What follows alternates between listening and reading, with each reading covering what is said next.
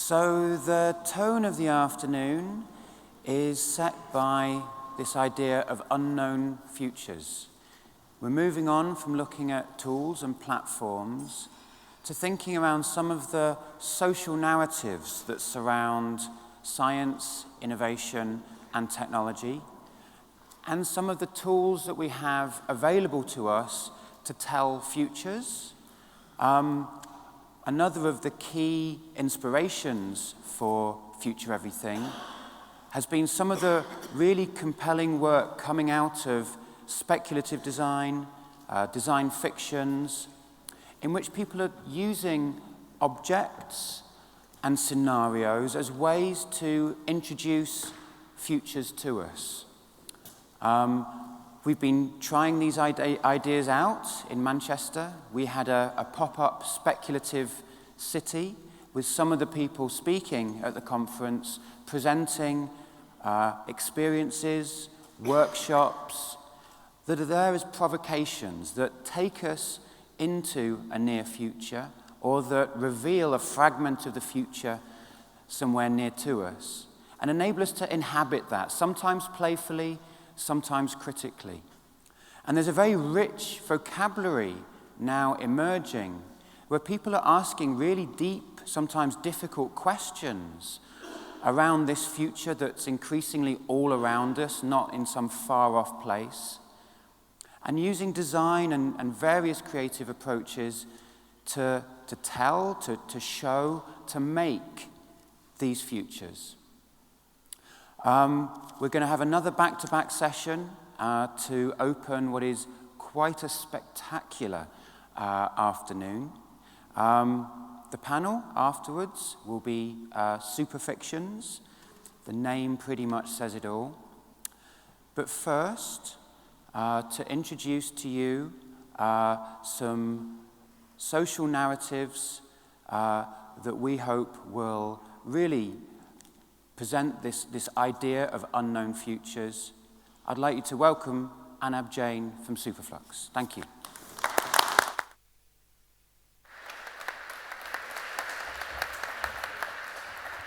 Thank you.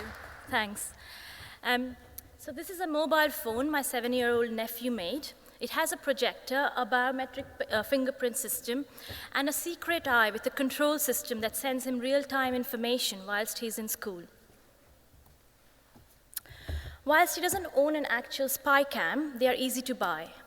And of course, spycraft is a very old, familiar genre of play.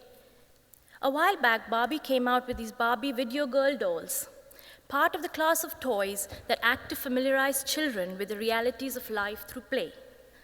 Also, whatever you do, please don't do a search for Barbie webcams. But nothing quite beats this Playmobil security checkout point set. There's fun to be had in the police state. One of the reviewers on Amazon said, "The toy is of little or no use as an educational toy because, 1, everyone is smiling, 2, no way to do cavity searches." Another review says, "Get it now as soon as you can because it will no longer be available. TSA has requested that this product be removed from the market. It has deemed a security risk as it is virtually identical to the actual training material used to train TSA agents." We learn early enough today that watching and being watched is an integral part of our lives. Whilst the integration of spycraft into play goes back at least as far back as Bond and Dick Tracy, nothing quite beats real-time assimilation of current events.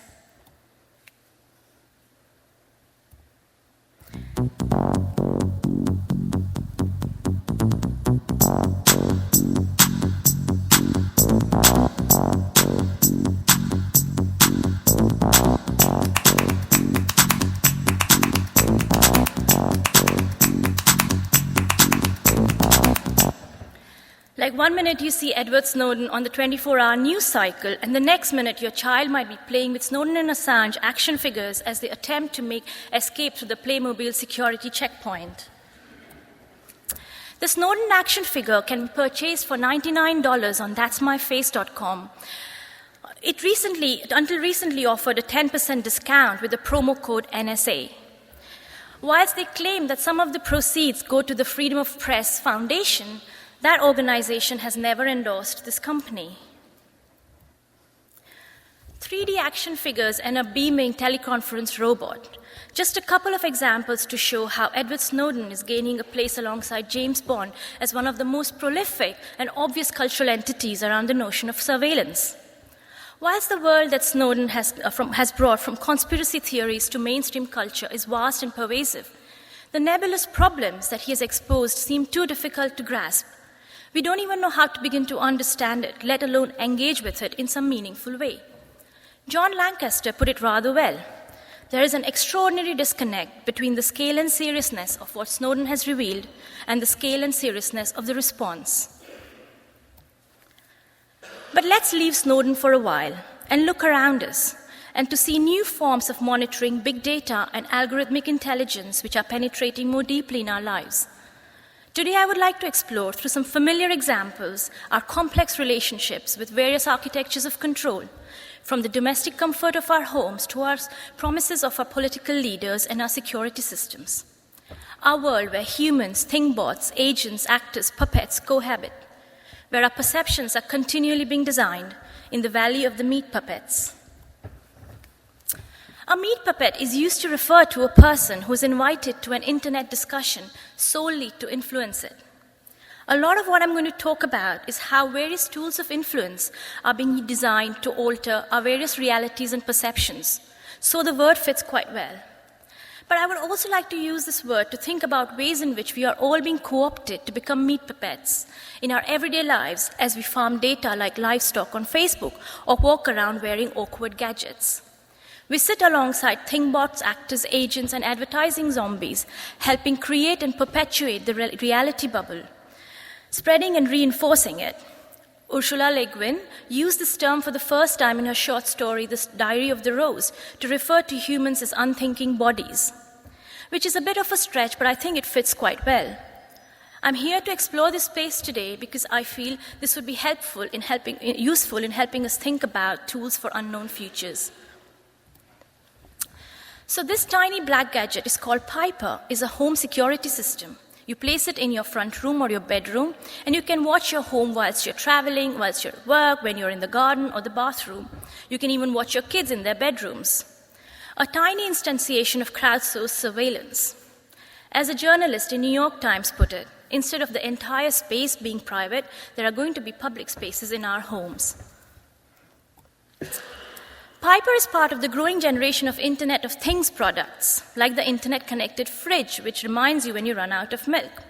Apologies to all my IoT friends for using this example, but recently, a fridge apparently sent spam in bursts of 100,000 3 times a day, targeting enterprises and individuals worldwide. Proofpoint, the security agency looking into this, said botnets are already a major security concern and the emergence of thingbots might just make the situation worse. I think in the process they even coined the term thingbots.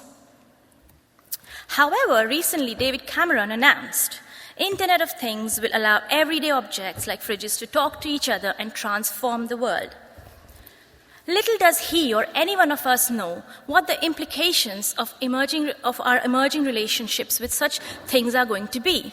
As billions of sensors begin to find their way into everyday objects, what are the new civic codes that will be created? Perhaps a spammy fridge is starting to hint at the reality of Internet of Things beyond the current hype. As we embed the world with sensors, we also find new ways of interacting with them. Sometimes we go into exciting opportunities to become explorers or meat puppets, the wearers of Google Glass, always looking slightly above the horizon, holding a finger to the glass and saying okay way too often. The awkward relationship with such devices is made easy as Google designs the polite rules of engagement of what you should and shouldn't do with your glass. For instance, please do explore the world, use the screen lock, and be an active and vocal member of the glass community. But don't glass out or be a glass hole. I think these rules are beginning to define our behavioral engagement in the public domain. Earlier, companies used to send us instruction manuals, but this code of conduct about how we should publicly engage with such devices in a public space is a subtle but profound shift. Now, this code of conduct got attention because of this particular incident. I literally ended up saying, I can't believe this, over and over again the whole night. I just was the only thing that could come out of my mouth. It was the weirdest event. Sarah was out with her friends when they entered a bar in the Haight-Ashbury area in San Francisco. This is video she captured through her Google Glass. And we were there maybe about 15 minutes, and two girls that were there, they started showing a lot of animosity towards me because I was wearing Google Glass. And at that point, I turned on the video on Glass, so I started recording them. I walked up to the bar just saying like, oh, Google Glass, like, you know, just negative kind of comments. And they were trying to shield themselves as if I was recording them. And I wasn't even, you know, it wasn't on, I wasn't using it. You know, I mean, they clearly didn't understand it, they didn't know how it worked. It's fascinating and brings me to the famous Daniel Mendelsohn quote. I'm amused by the fact that our word idiot comes from the Greek word idiotes, which means a private person. It's from the word idios, which means private as opposed to public. So the Greeks thought that a person that brought his private life into the public spaces, who confused public and private, was an idiote, was an idiot. Of course, now everybody does this. We are in a culture of idiots in the Greek sense. So far, so good, toys and fridges and gadgets. Well, it's all fun and games until your neighbor's car knocks on you. A Texas-based company, Digital Recognition Network, runs its own version of TaskRabbits. Basically, it sells cameras to repossession companies who pay money to private car owners so that they can install this camera on the back of their cars. The camera picks up to 8,000 license plates per day, storing time and location of each car. Their bot compares this to the list of cars that need to be repossessed and sells this information to private investigators, law enforcement agencies, financial institutions, and insurance companies. Crowdsourcing, the very antithesis of control and surveillance, is now the tool being used by private companies for that very purpose. Of course, the CEO of DRN responds. It's taking a picture that has no expectation of privacy and is in public view. License plate reader technology stores these pictures just like people store pictures on Instagram, which are available for all to see. Whilst his words clearly show a disconnect between raw technological ability and the intent, it also shows that there's a tension here, our desire to share but lack of understanding of where this data is going and what's happening to it. This sort of crowdsourced surveillance takes on an even more sinister tone when people in a protest are asked to abandon their cause and turn on their allies for a cash incentive. Businesses or police can hire Tilter to send a message to all the smartphones in a designated area, offering a reward to anyone who attempts to disperse the crowd from within. If the riots end soon enough afterwards, everyone gets a share of the reward money. Whilst the founder comments that this sort of an app is only going to be used for riots that are not caused for ideological purposes, such as after concerts or football games and so on, their blog is full of Chinese protests. So that's quite interesting. If you doubt that these tools will be used, then look no further than the recent events in Ukraine, where thousands of Ukrainian protesters spontaneously received this text message: "You are registered as a participant in a mass disturbance." As a new law prohibiting public demonstrations went into effect, using a cell phone near a clash lands you on the regime's hit list, showing how technology is now already being used to detect dissent. So this isn't a story about a government trying to stop a riot. Arguably, the government was responsible for perpetuating the riots. These images are from my home in India, taken during the communal riots in 2002, which critics have likened to a genocide. India's National Human Rights Commission found evidence in the killings of premeditation by members of the Hindu extremist groups, complicity by Gujarat state government officials, and police inaction in the midst of attacks on Muslims. The NHRC also noted widespread reports and allegations of well-organized persons armed with mobile telephones and addresses singling out certain homes and properties for death and destruction in certain districts, sometimes within view of police stations and personnel. What is interesting is that the man who was accused for having a lead role in these riots, Gujarat's Chief Minister Narendra Modi, was given a clean chit, and he has had a huge image makeover since, to be the one who's going to bring this large-scale growth in the economy and infrastructure with projects like the Gift City or the Gujarat International High-Tech Financial City. Narendra Modi is one of the frontrunners for India's upcoming elections. The organization who's supposed to be responsible for Modi's image makeover is called APCO Worldwide, the second largest lobbying firm in America. The firm specializes in helping corporations advance their goals by manipulating legislators and drafting and advancing model legislation and regulations. Key tools include the creation of business coalition and fake, corporate-funded grassroots groups tailored to specific issues, a practice more commonly known as astroturfing. They were primarily hired to create this showpiece titled Vibrant Gujarat, a crucial investment meeting of Modi, which before APCO's involvement, there were only promises worth $14 billion, but after APCO's involvement, the promises grew to $450 billion. Even if this were true, it is terrifying because Gujarat just does not have the infrastructural capacity to deal with such growth without causing irreversible damage to its ecology. APCO's other international clients include the Sani Abacha dictatorship in Nigeria and the corrupt Caspian regimes in Azerbaijan and Kazakhstan. So APCO is not the only organization who can design influence at such a scale. The other key players include donor-advised funds, such as Donors Trust and the Donors Capital Fund. One of their secretive funding route helped conservative billionaires channel nearly £77 million to more than 100 groups, casting doubt about the science behind climate change between 2002 and 2010.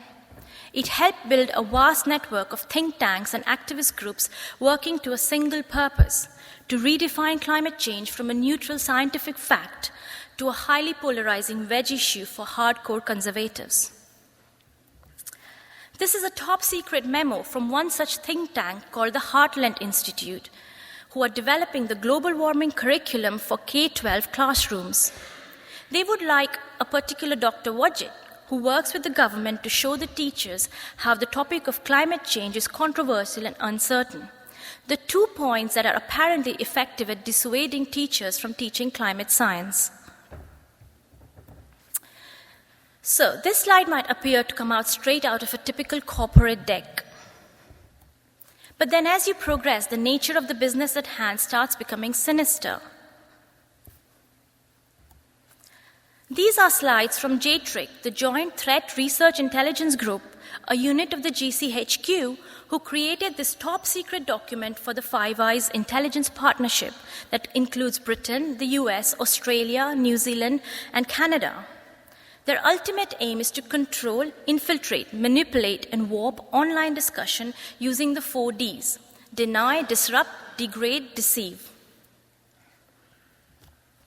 Psychologist Sarah King's US military work has references to this kind of thinking. It's called the information operations thinking, which is defined as attempts to influence, disrupt, corrupt, or usurp adversarial, human, and automated decision-making. And today we can see how in subtle ways this has started stretching into the civilian world.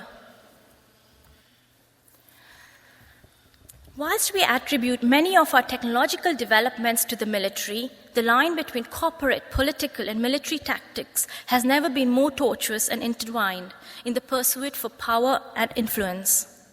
Exemplified by this particular image of DARPA-funded big dogs acquired by Google.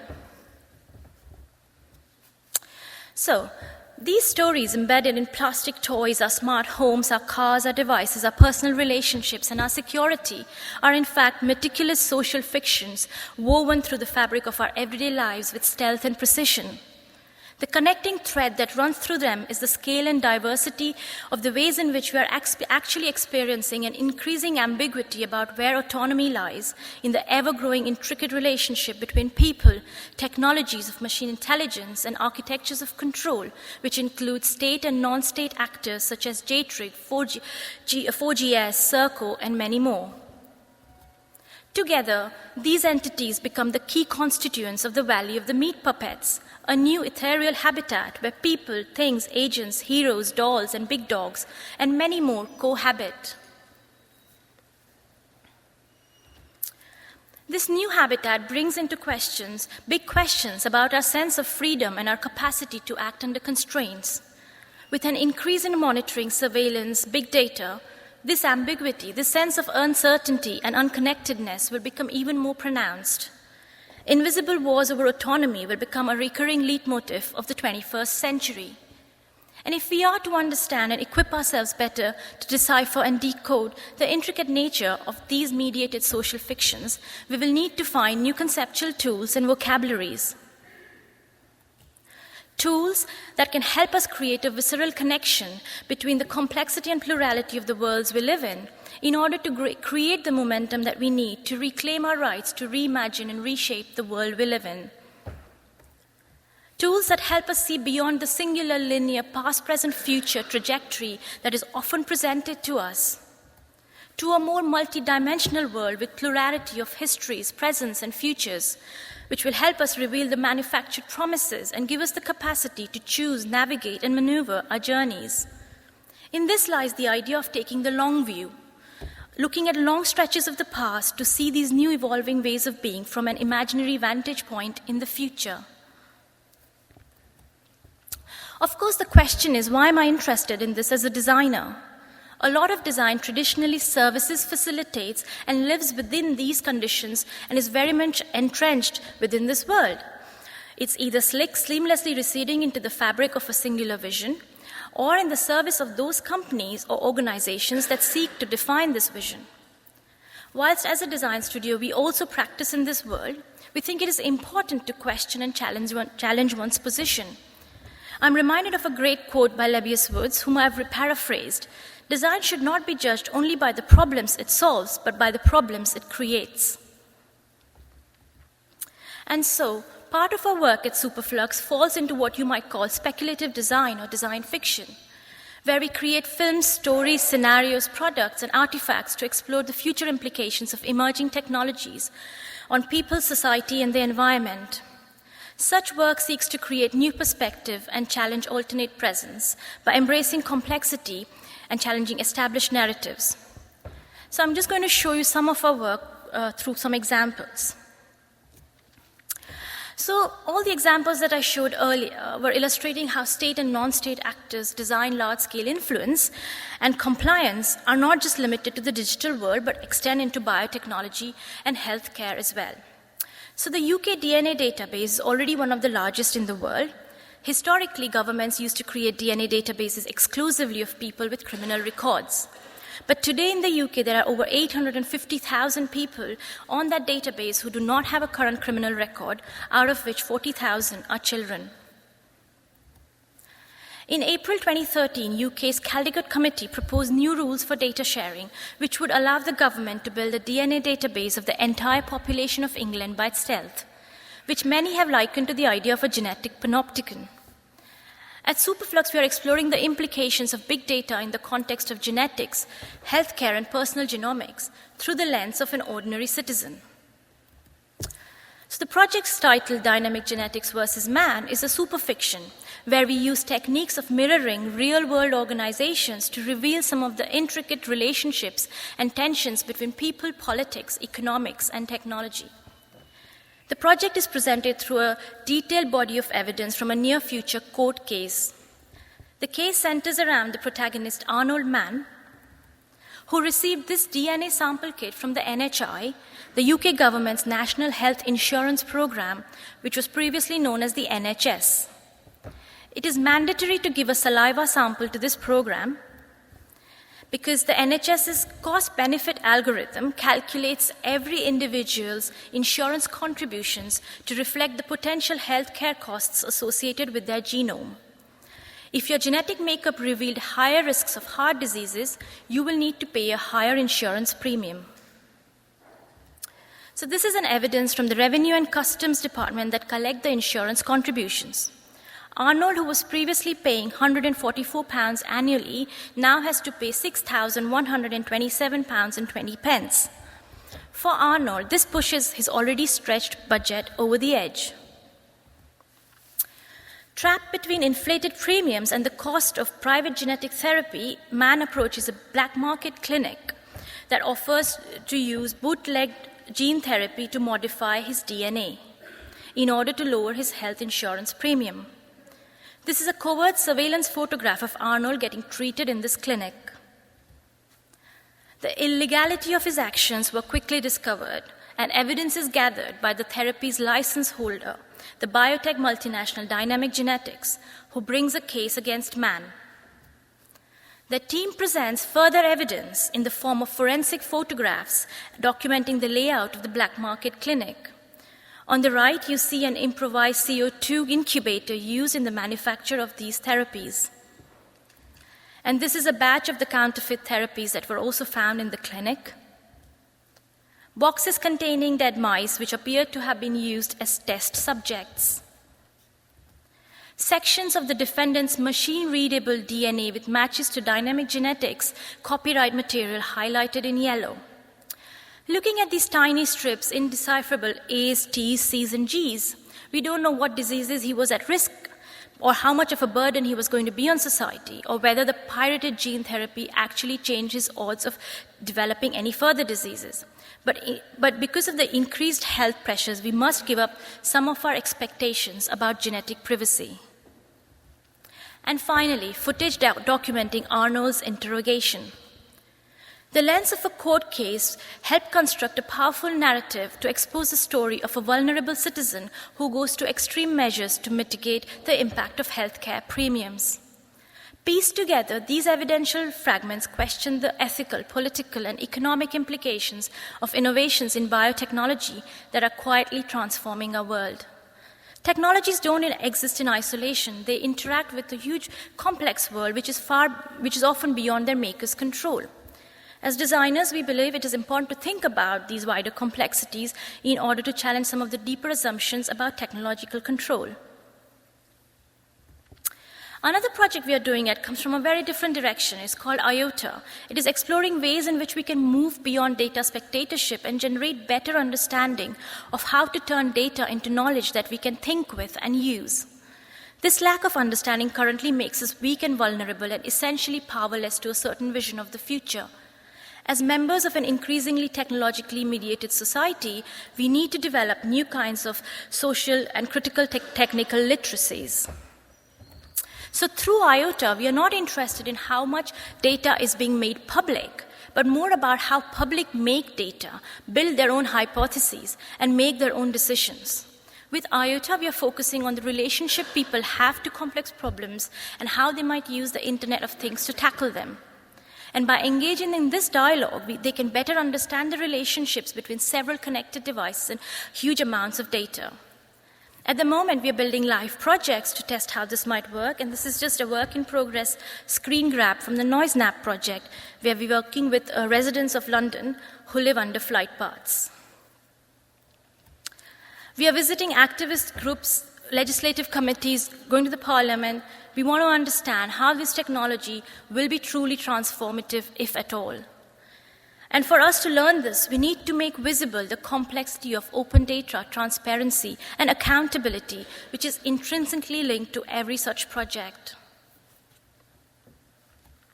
Another project I'd quickly like to talk about is Open Informant. So the NSA, GCHQ, and other government security services collect and scan our personal information and correspondence for trigger words, from the overtly malevolent anthrax, assassination, and bomb, to the seemingly benign pork, dock, storm, and many more. So the revelations by Snowden have not just exposed the sort of excruciating details of this activity, but also the extreme disconnect between people and state power. Such techniques are often justified with an emotional narrative of safety. For instance, William Hague, in response to Snowden's revelations, said, "If you have nothing to hide, you have nothing to fear." These statements act to control the narrative around surveillance and close down public debates on the complexities of the issue. Our response, Open Informant, wants to confront this normalizing narrative.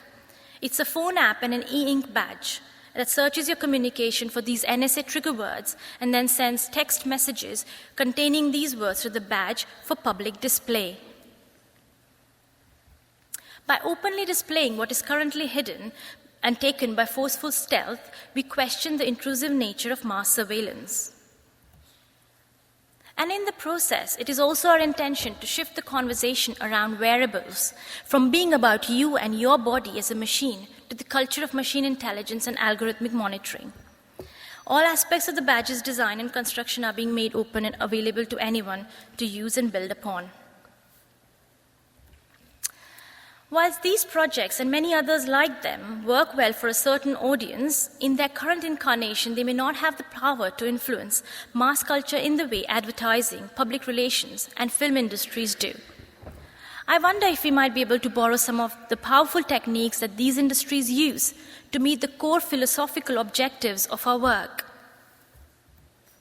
to help us progress beyond contracted, predefined archetypes of play, and exploit the ambiguous, nuanced multiplicity of our time, moving from a state of ideological consumption to autonomous world building. To also break the manufactured state of compliance and encourage creative engagement in the way we interact and respond to architectures of control. This image is from the Chipko movement, which peasant women in India initiated way back in the 70s and led to legislative change.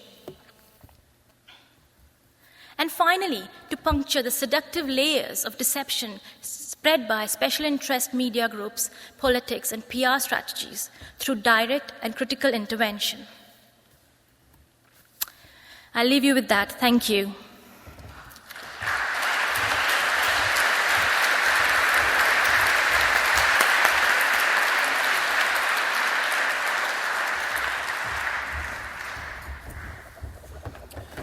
Thank you, Anab. And just before I welcome the next panel to the stage, I'll just share a very short anecdote.